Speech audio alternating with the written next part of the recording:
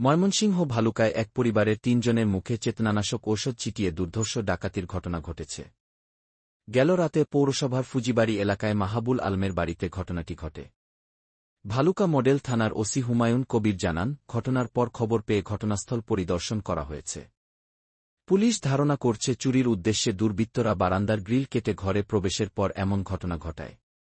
এদিকে ভুক্তভোগী পরিবারের দাবি, ঘরে প্রবেশের পর পরিবারের সকলের মুখে চেতনানাশক ঔষধ ছিটিয়ে নগদ টাকা, স্বর্ণালংকার ও প্রয়োজনীয় জিনিস নিয়ে গেছে দুর্বৃত্তরা। এ ঘটনায় মামলার প্রস্তুতি চলছে। মোবাইলে কভার থেকে কভার মধ্যে সবকিছু লেখা আছে।